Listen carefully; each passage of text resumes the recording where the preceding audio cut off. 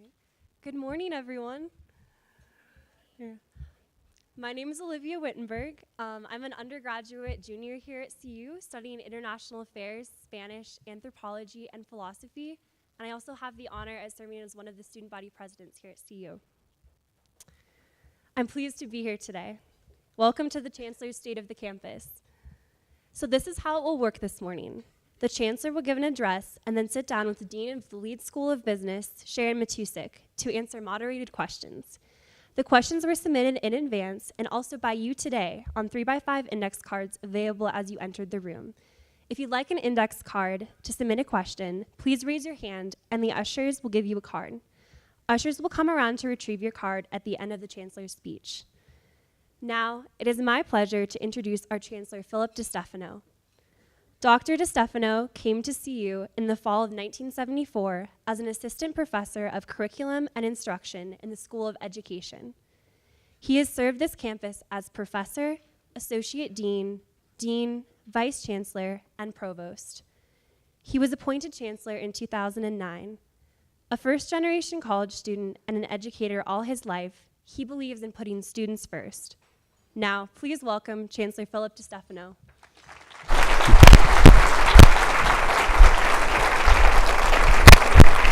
Thank you, Olivia.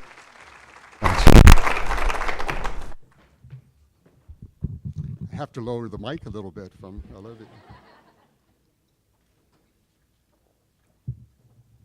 Thank you, Olivia, and welcome all, and thank you for attending. I'd like to begin by acknowledging my wife, Yvonne, who's here.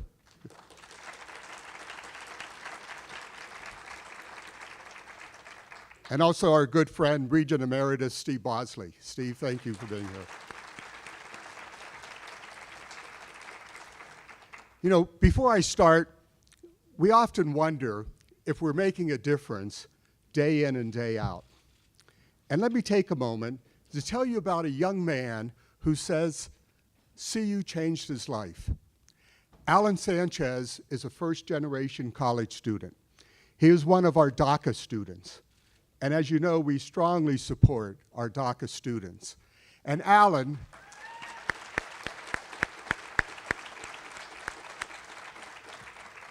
is a key example of why this is so important. He began his career at CU by taking a freshman physics course from Nobel laureate Eric Cornell. And he has known since his freshman year that he wanted to become an aerospace engineer. When Alan came to CU, he wasn't sure what an engineer was, and he had never met an engineer. The closest he came to an engineer role model was his father, an HVAC technician. Through the faculty, staff, and students at Engineering's Bold Center, which stands for Broadening Opportunities Through Learning and Diversity, he came to feel a sense of belonging and importance at CU. And he says he felt like a valued member of our community. Now he is completing his final course to earn his concurrent bachelor's, master's degree in aerospace engineering.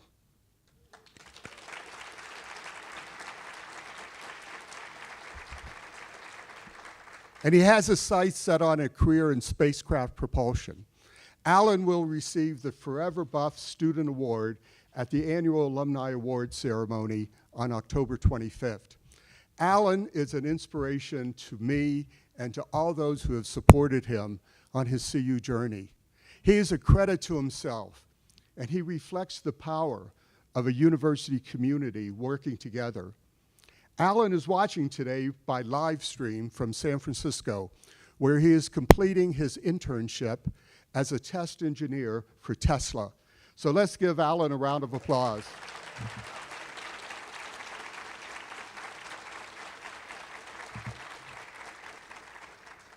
Thank you, Alan, for allowing me to share your story.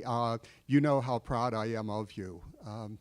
We're able to transform lives because we share a common vision, to be a leader in addressing the humanitarian, social, and technological challenges of the 21st century.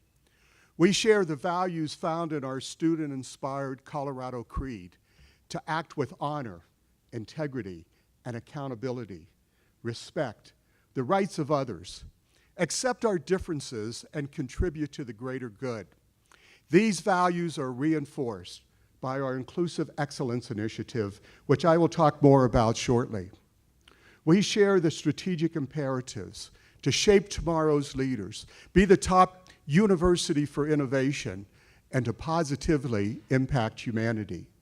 The progress and success of these imperatives are a direct reflection of you and your work. Yet we are all in a world today in which higher education is being challenged.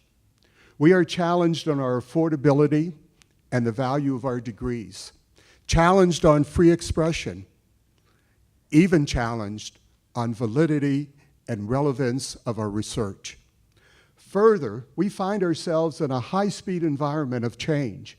We are experiencing rapid change in technology, social climate, and global disruption, all creating mental stresses. We see that directly in our students, faculty, and staff. The effect of these stresses is increasingly a national and a global health issue. And we are in an environment of being 48th in state funding. So how is CU Boulder addressing some of these challenges directly? How are we uniquely positioned to become the lead innovator in managing a top public research university with highly valued degrees at affordable cost?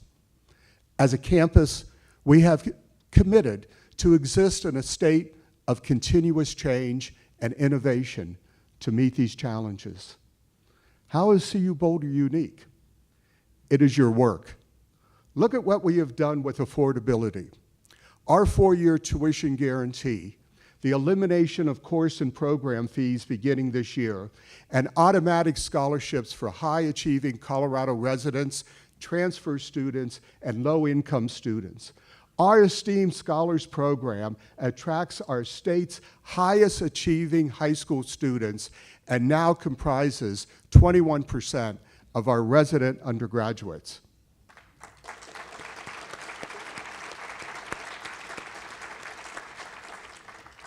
We have students with us here today who are receiving both the Esteemed and the CU Promise scholarships, and I'd like to take a minute to talk about one of them.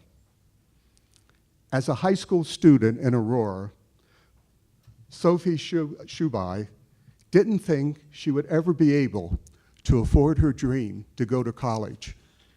Her mother, to this day, is buried in student loan debt with no degree to show for it, and she struggles to find employment. Sophie is an example of why financially disadvantaged students can be frightened by the prospect of college, even when they have all the potential in the world to succeed. Sophie's family struggled with food stamps, Medicaid, and to keep a roof over their heads. But Sophie knew she didn't want her life to be defined by these hardships, and she was determined to create her own path. She put on a smile and graduated high school, valedictorian with a 4.6 GPA last spring.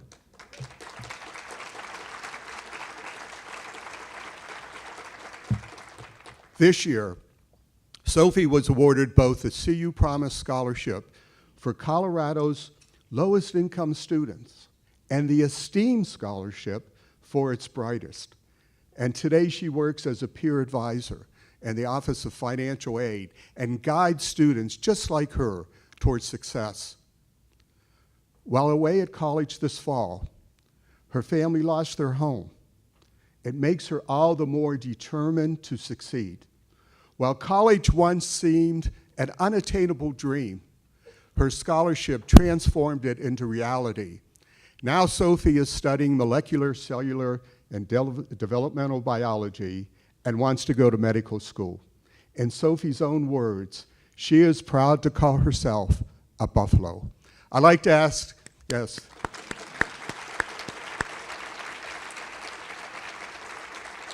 I'd like to ask Sophie to stand to remind us of the students that we serve.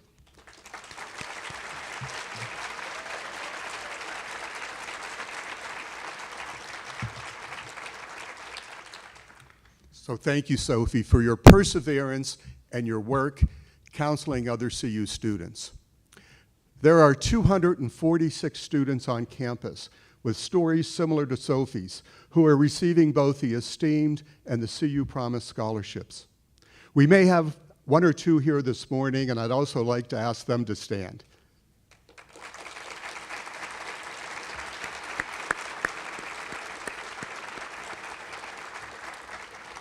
They are an inspiration, and they are our future. So thank you all for coming. You mean a lot to us. I really appreciate it. A four-year degree, by all measures, improves mental wellness, overall health, and earnings. Further, it lowers unemployment rates and debt default rates. 6 months after graduation, 92% of CU Boulder graduates are employed in graduate school or serving in the military. And there is the lifelong value of being connected to the university community, being a forever buff through networking, career services, and alumni mentorship. Thanks to our high-achieving faculty, our students have a unique opportunity to work on new discoveries and creative works at the ground level. Our students are interacting with faculty who are transforming science, innovation, technology, and the arts on a daily basis. They include well over 100 prestigious Academy members, not to mention our 9 MacArthur Geniuses, 5 Nobel laureates, 5 National Medals of Science winners, 2 National Professors of the Year, and dozens of other distinguished contributors to their academic disciplines at the national and global levels. Many faculty also have been engaged in contributing to the Academic Futures Initiative. I have read the full report, and I look forward to getting the final recommendations from Provost Russ Moore and Senior Vice Chancellor and CFO Kelly Fox later this fall.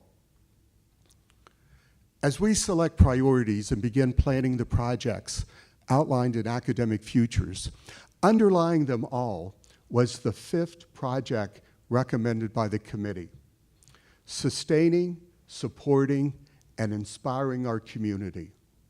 The strength of our success lies within our people, ensuring they feel fulfilled and welcome, regardless of where they come from, what they believe, who they associate with, and what their roles are on campus.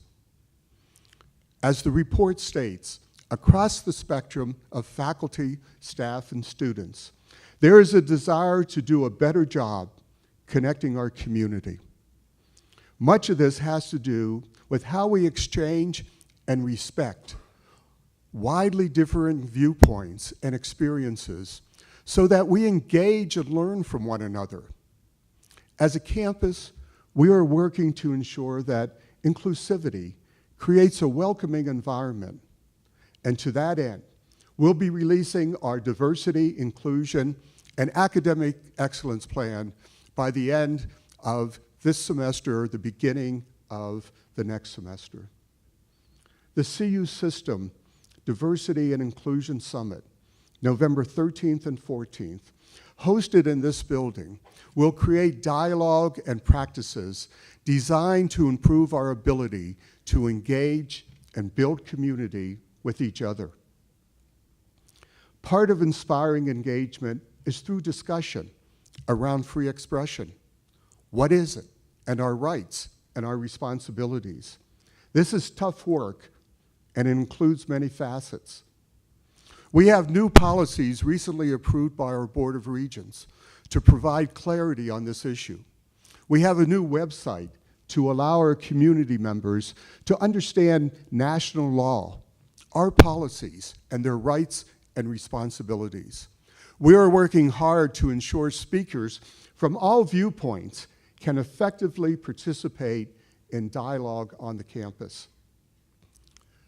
Last week, Vice Chancellor for Student Affairs, Christina Gonzalez, hosted Vice Chancellors from our AAU peers across the country and around this topic of free expression. And Student Affairs is also hosting a series of student forums this month.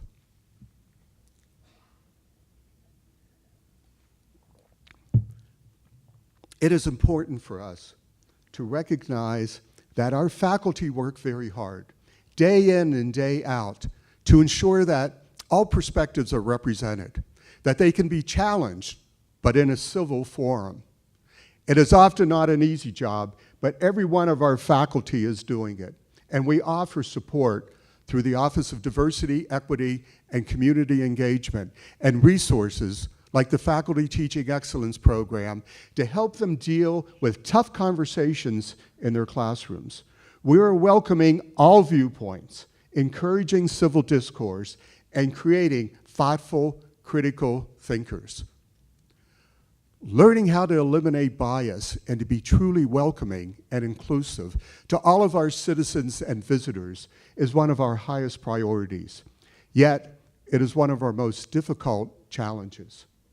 This is particularly important as we continue to increase our diversity among our students.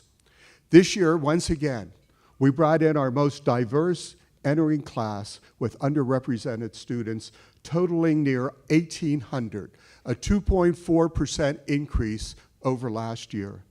The total number of racial and ethnically diverse minority undergraduates has increased 8% over the last year. Still, we remain challenged in building a truly welcoming environment so that they will graduate and succeed with their degree. Diversity makes us better. Noted innovator William Wolf from the University of Virginia says that without diversity, we would have designs that are never realized, ideas that are never conceptualized, and dreams that are never imagined. Having a diverse community with differing perspectives is essential to our success as a public research university. We will continue to thrive as an R1 top research university if we understand, through the many perspectives of our faculty, staff, and students, how we can have a positive impact on humanity. Diversity brings multiple perspectives that drive innovation through divergent thinking. You, the faculty, and all of the staff and researchers bring in over $500 million every year in research funding. This contributes to the health and the vitality of our community.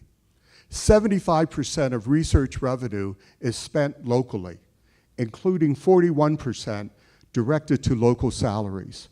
This year, you brought in a record $511 million, ranging from aerospace, energy, and health to earth and environmental sciences. What does our research look like? Non-perishable vaccines being developed in our BioFrontiers Institute, drones that fly into the vortex of a tornado to gather data that lead to longer warning times, prosthetics that can be reformed to fit different people, a coating for buildings that replace air conditioners, a Band-Aid stethoscope that gathers continuous physiological data, robots that do chores for the homebound, and injections of trillions of microscopic bubbles into severely injured people that preserve life until patients arrive at a hospital. This is not science fiction. This is university research.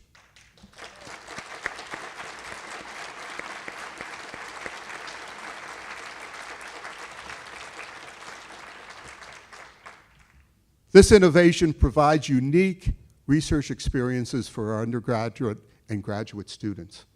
We continue to have one of the highest participation rates of undergraduates conducting research and creative work, exceeding 2,000 students every year. Several undergraduate students, as well as graduate students, are working on the home robots I just mentioned. Our long-term goal is to have half of our undergraduates involved in research and creative work. This nation has always relied on its research institutions to advance the health, welfare, safety, culture, security, and technology of its citizens. It should be noted, research universities don't just automatically receive federal research contracts, they earn them through the reputation of their faculties and by their long track record of innovation and excellence. Year in and year out, CU Boulder increases its federal funding because you continually earn the confidence of federal agencies and other partners.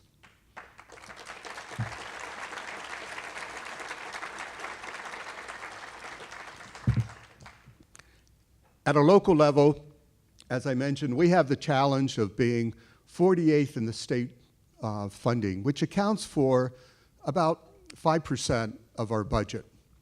And we've met this challenge by innovating, but we will need to do more.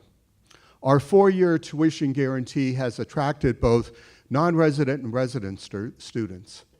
First-year retention has increased 3% since 2013 to 88%, making progress toward our goal of an 80% graduation rate. We are growing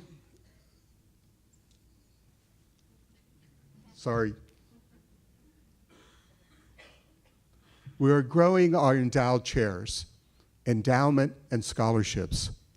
This year, we set a record in donor giving, nearly $148 million, and we're sustaining that momentum into the first quarter of this fiscal year.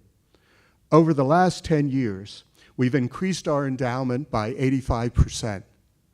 In terms of efficiency savings, this year, through innovations of faculty and staff, we were able to achieve $5 million in savings from operational and technology efficiencies. And as a backdrop to this, however, we are seeing mental health stress caused by increased speed and complexity of change, technology, social climate, and geopolitics. Demand for mental health services on college campuses is on the rise, including at CU Boulder. Since 2013, we have seen a 40% increase in demand for counseling services, which is in line with campuses nationwide. However, I find this very concerning, and sometimes the outcome is just heartbreaking. We cannot stand by and let this happen. As a campus, we are rallying together to meet this challenge. We have begun to engage students about campus mental health and services from the moment they confirm their enrollment, and we are expanding our suite of services. New services include walk-in appointments, unlimited workshops and group sessions, crisis intervention, and one-on-one counseling and therapy. Our Department of Athletics, too, has taken a leadership role in mental health and wellness, recognizing time demands placed on student athletes.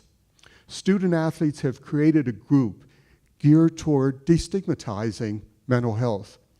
Last year, athletics implemented a time management policy to address the demands on student athletes. This year begins year 2 of the plan to balance academics, sports, and life. The Leeds School of Business is engaged in research on workplace mental health and wellness, and it is also incorporating mental health into the business curriculum so future business leaders know how to recognize and manage these issues. For staff and faculty, we are also seeing a significant increase in demand for mental health services and interventions. The Faculty Staff Assistance Program has seen an increase in demand consistent with other universities. They have increased staff and adjusted their model and are continuing to look for ways to meet the demands in a timely manner.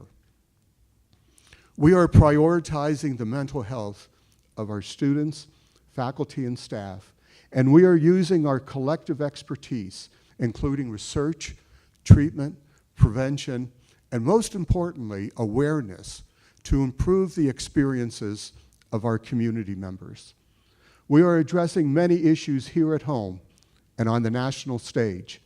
A chief component of my role is demonstrating that CU Boulder is a leading in providing a unique education, being a top-tier research university, and achieving global and local impact.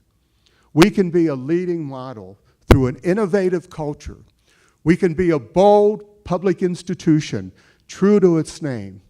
I am your representative, serving on the boards of the Association of American Universities, the NCAA, and the Pac-12.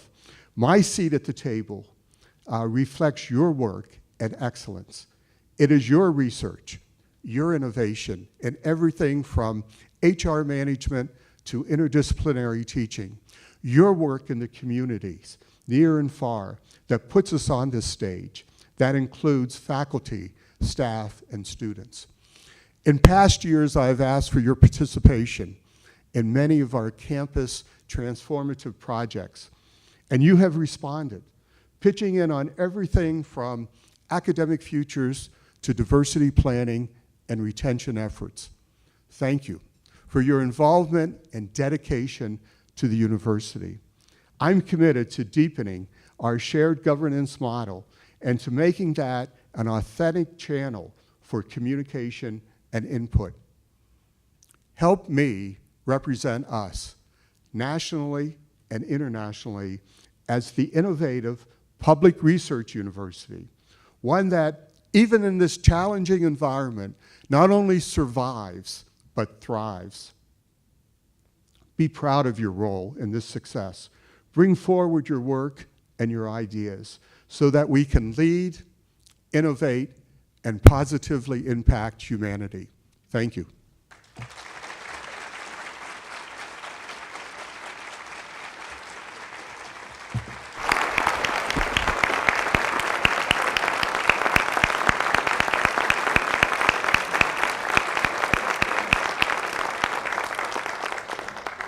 Thank you. Now I'd like to invite the Dean of our Leeds School of Business, Sharon Matusik, to the stage so that we can explore these ideas further with questions from her as well as from you in the audience.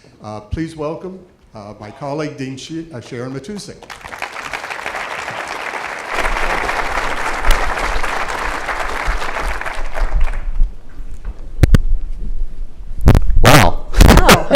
Nice to sit down. Yeah, it's great to sit down. Well, thank you, Chancellor. I'm honored to be here for this discussion. And what I'll do is I'll start out with a few questions that we received in advance, and then we'll open it up for questions from anyone who's here today or who's joining us online. And so for those of you who came in, there should have been note cards if you want to ask a question. If you raise your note card up, someone will come around and get that for the second part of our Q&A. So let's get started. Sure. So you mentioned your leadership at the AAU, at the NCAA, and at Pac-12. Can you give us an example of one key issue that these boards are dealing with now? Sure, and there are certainly many issues that these three organizations are dealing with. Let me start actually with the NCAA, because there was a court ruling not long ago that allows states to make decisions about public wagering on sports. And in this court ruling, so what's happening now is state by state, legislators are looking at whether to allow sports betting. And, you know, I'm certainly obviously against betting on college sports. However, you know, I think that, you know, that train may have left the track, maybe in our state, but certainly in other states as well.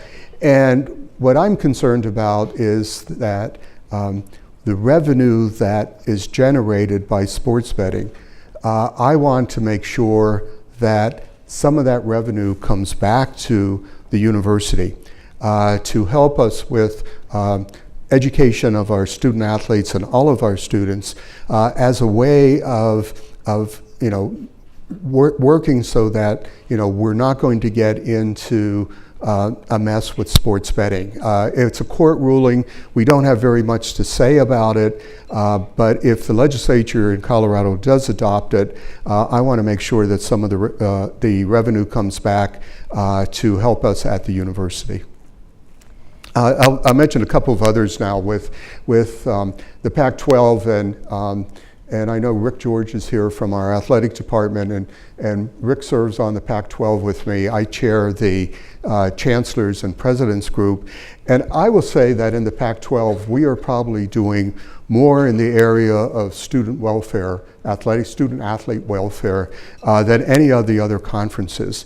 And what I'm most proud of is the concussion research that's going on at this university that's being funded by the Pac-12. We have a number of faculty who are doing research on concussions that I think will add to the body of knowledge in this area, and we're taking a lead role. And then finally, as I mentioned in my talk with the AAU, the three areas are three that I talked about, that we talk about at the AAU: affordability, free expression, and research. And I'm very proud to say that the University of Colorado at Boulder is really taking a lead certainly in the affordability and free expression. And we've always been a leader in research. So it's a privilege for me to sit on these three national boards and to represent this great university. Thank you. Tell us about your perspective on academic futures now that it's reached this stage. What stands out to you that will make us unique from that? Well, on academic futures, I would say the first thing that stands out is the participation of our faculty, staff, and students in developing the academic futures plan. I was very impressed just by the number of white papers that were written. I was impressed by the number of faculty, staff, and students who attended the town halls. And I'm looking forward to getting the report with the recommendations from Russ and Kelly to see what their priorities are, and for me to take a look at what are the transformative elements in the report that will really change how we deliver instruction in the future and do our research. What's the status of the Provost Committee on Academic Reorganization related to arts and sciences? Yes, so the Provost report on reorganization, and that's being led by two senior level faculty members, Bill Kempfer and Patricia Rankin. And I believe that they're going to have a report ready in early November that will be vetted throughout the month of November, and then the recommendations coming to me by the end of the month. And again, the purpose of the reorganization committee is to really look at the structure in the College of Arts and Sciences and to see what structural changes might be needed so that faculty, staff, and students in the college and others who work within the college really experience a really positive experience. I know there was some discussion that the purpose was to break up the college, and in fact it wasn't. It was a white paper that was the impetus of this committee, a white paper that was authored by a number of faculty members. So I'm looking forward to getting that report again by the end of the month, end of November. Thank you. Can you update us on what's going on across campus to improve diversity and inclusion? Yes, I've been really pleased. The Office of Odyssey, Diversity, Equity, Community Engagement, they've been working on plans to really cultivate diversity to really enhance from an equity standpoint what we do and to really improve the culture, the social culture on the campus. And right now we have the Diversity, Equity, and Academic Excellence Plan that is being authored by a number of individuals. That group is being chaired by Daryl Maida from the College of Arts and Sciences, and also Myrna Jacobson from Human Resources. And they're looking at a plan that will, again, really improve diversity on the campus and improve what we're doing in the areas of equity and social climate. And Sharon, I know that in your college, in the Leeds School of Business, you're doing a great deal in this whole area of diversity and inclusion. Why don't you share some of that information? Yeah, thank you. So from the business world perspective, there's really good data about how important diversity and inclusion is. We know that if you have diverse teams, diverse leadership teams, you have better financial performance, innovation performance, and other social benefits. So when we look out in the business world, they want to partner with organizations like the University of Colorado Boulder to get that talent pipeline that they know they need to drive them into the future. That said, you look at the media almost any day, and there's some evidence that we still have a long way to go to get where we want to be. From the lead school perspective, diversity and inclusion is really mission critical to what we're doing. We started an Office of Diversity Affairs back in 2001, and now we have a whole team of folks working hard on our diversity and inclusion efforts under the guidance of our Assistant Dean, Christy Rugen. And just to give you a couple of quick examples of some of the things that we're working on, one of the lead school's 3 key initiatives is called End the Gap. And what we're trying to do is get our female population to be 50% across all of our programs. And this is a very heavy lift, particularly on the graduate side. But we all feel very strongly that we want to open more women's eyes to the opportunities that a business education can provide in terms of meeting their personal and professional goals. And also we want to be that talent pipeline. We know from the business community that they really do want more diverse leadership teams. And we see this as one way to get more women in that leadership pipeline. Another example is our Key Bank Summer Bridge program, which is now in its 5th year.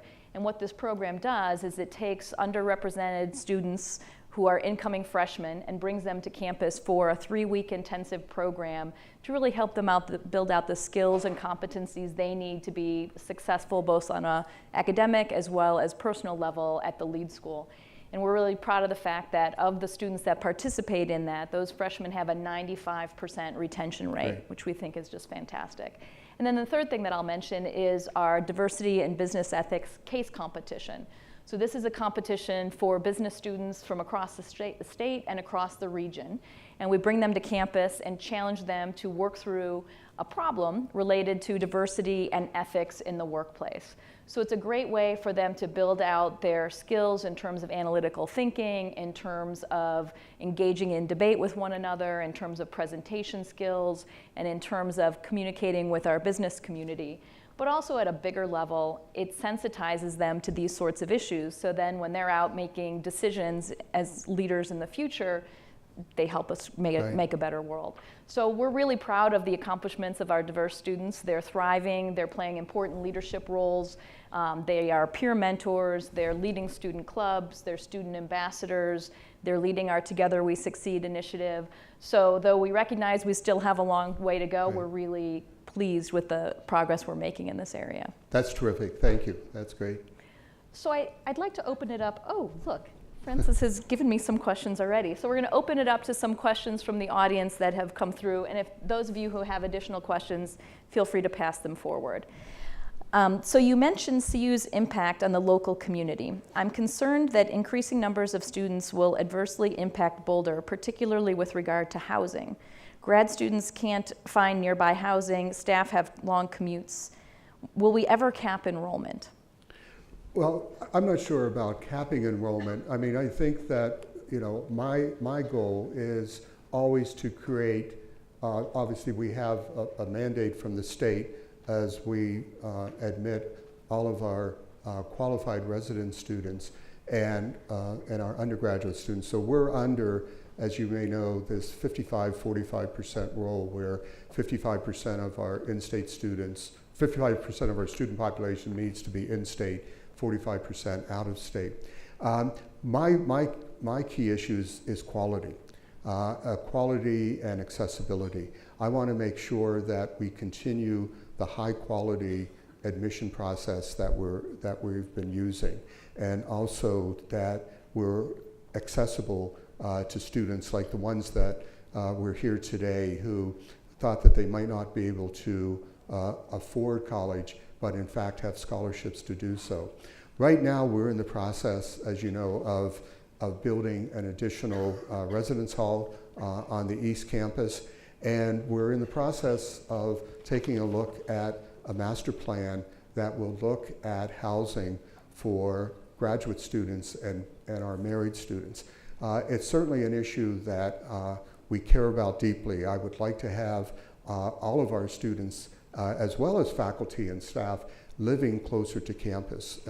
We're also in the process of working with the city on annexation of the South Campus, where if that annexation comes through, one of my priorities would be to build affordable housing for faculty, staff, and graduate students. Great.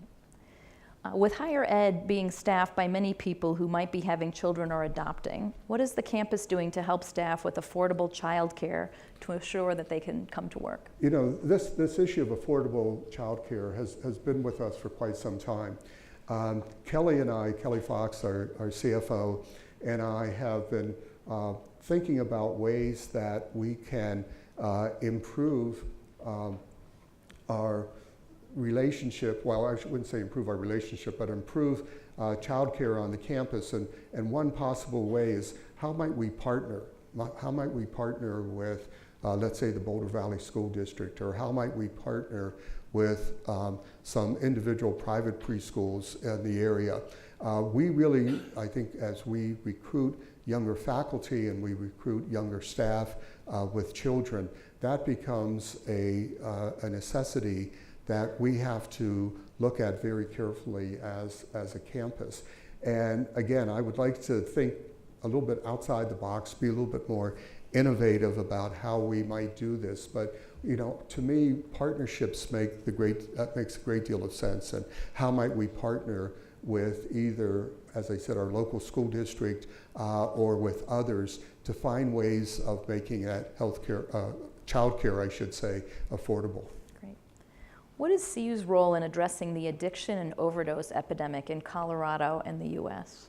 The overdose epidemic? The addiction and overdose. You know, this is, if you think about it, it's one of the first times in modern times where the death rate is, the age group is actually not going up, it's going down because of the overdosing, the misuse of opioids. And to me, being part of a university, the key is education. And how do we educate not only the students who are here, but how do we educate, you know, the K-12 students about these issues and about you know, the use or misuse of mixing various drugs together. As I mentioned in my talk, the mental health issues that we're confronting now are extremely serious, and it's very heartbreaking when we have a student commit suicide on the campus, and especially, you know, a student who's finishing his last year at the university.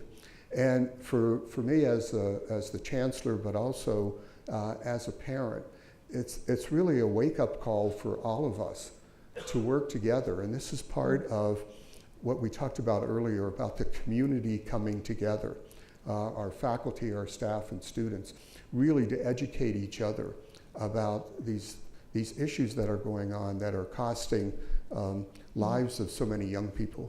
Thank you. We've had a good long run of economic growth here in Colorado. Even so, state funding remains a minuscule part of our budget.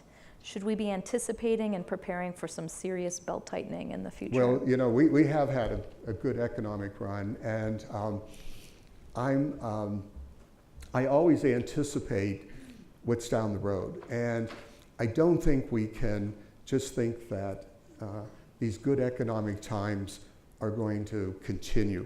I think we have to, and we're doing this. We're anticipating what does happen if there's a financial turndown. You know, I talked a lot about academic futures in my speech, but there's another group that's headed by Kelly, Financial Futures, that's really looking at the financial futures and what the financial futures hold for us as a university in the next 10 to 15 to 20 years. What I believe we're going to see is a convergence of the academic futures plan and the financial future plan so that we can really get a really good idea of what we need to do for the future in the areas of teaching and research but also how are we going to fund that? And so the Financial Futures Group is equally important to the Academic Futures Group, because I do think we have to anticipate an economic downturn. What's the status of CU student government and the role it plays on campus? Student government, both undergraduate and graduate. And that also, let me talk about faculty governance and staff governance. We're doing something different this year to recognize the importance of shared governance throughout the campus. And it actually starts today. This afternoon, over lunch, I'm meeting with the leadership from the Boulder Faculty Assembly, from student government, undergraduate and graduate student government, and from staff council. And we're going to be meeting together with Russ and Kelly to talk about shared governance and the priorities that the students have, the staff have, and the faculty. And I need to have a much better understanding of what those priorities are from faculty, staff, and students, and to share my priorities with them as a way that we can really have a shared governance that works. The real key in shared governance with faculty, staff, and students and the administration is trust. It's all about trust. And what I want to accomplish through these monthly meetings with the shared governance leaders is, what are our priorities? How do we build the trust among each other? And how do we work together to continue to make this university a great university? I'm looking forward to our lunch this afternoon with all three of our governance groups. Students, of course, extremely important, but I also want our staff and faculty to be there. What about the future of research and the four-year institution? What's the outlook? Well, you know, research, we've been one of the leading research universities, public research universities in the country. And what makes us, I think, one of the top research university is the diversity of funding that we receive. We're unlike, let's say, medical schools, which rely very heavily on one agency for funding. We have a diverse set of funding agencies. And that helps us in bad times, because if some funding from the NSF might go down, NASA could go up, or the Department of Commerce, or our education, whatever.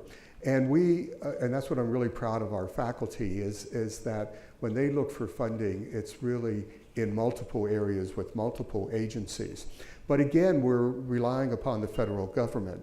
And so what I'd like to see, and our Vice Chancellor for Research and Innovation, Terry Fees, is doing a very good job of reaching out to how do we expand that research, not just to the federal agencies, but how do we work with industry? How do we work with other businesses? How are we able to really enhance our research portfolio?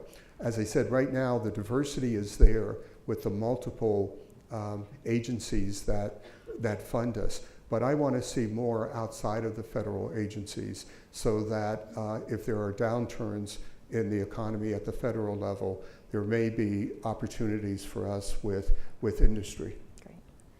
With higher enrollments, we need more spaces for teaching. Are there any plans to increase the number of classrooms on campus? That's a good question. I don't know if I have an answer to that. I know that we do have the space utilization study that's going on. I think part of what we will be doing in our master plan as we look at building and looking at graduate and faculty student housing. Also to look for, how can we utilize space better on the campus. It's not so much building, but how do we utilize space better to see if we can, in fact, open up more opportunities for classroom space. That one, I apologize, I don't have a good answer to, but I'll check after this meeting. Great. What do you think are the causes for the rise in mental health distress? Is there anything being done on campus to directly target the root causes? The food? Of anything being done on campus for the direct causes of mental health distress? On mental health, I mean, it's a challenge for us, but I look at this as being a top priority for the campus. What we need to do is to really take a look at the services that we are offering and the services that we might want to extend. And obviously, it's a challenge because of the cost. But that's why we have, financial futures trying to help us to take a look at where can we be efficient on one end so that we can then invest on the other. And that's just part of prioritizing. And I will tell all of you that when I think of the priorities for the campus, the mental health issue is right there near the top. And we have to find ways to fund it. And it's not just internal with university funding. I believe this is a great area for funding from private sources. Deb Coffin and her team in advancement have done a great job, as I mentioned, in raising last year a record amount of about $148 million. I believe that we have many donors out there, parents as well as alumni, who would be willing to contribute to services for mental health for our students, faculty, and staff. So it is costly, it will be a challenge, but that's what we're all about, is meeting those challenges. And I'd really like to see how we can use not only university resources, but external resources to help us solve this problem. Terrific. Recently, the Board of Regents updated its policies on free expression on campus, as well as academic freedom. Does this mean that we will welcome speakers who don't espouse our values? Well, yes, we will. We will invite speakers who don't inspire our values, express our values. I mean, this is one of the great things about a university, is we bring in different points of views that we disagree with. And I may disagree with one speaker's point of view. You may disagree. You may agree with that. And what the university is about is presenting very different viewpoints and having individuals, our students and faculty, listen to those points of view and either accept or reject them. I mean, we've had controversial speakers on the campus for the last few years, and I've been extremely proud of our faculty, staff, and students in welcoming individuals that they may not agree with.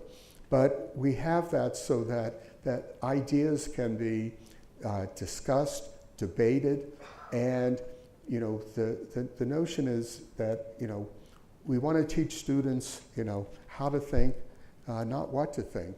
And one way of doing that is by presenting different points of view. So we will continue to invite speakers that may not share the same ideas or values that I have, but there are other people on campus that they share those same values.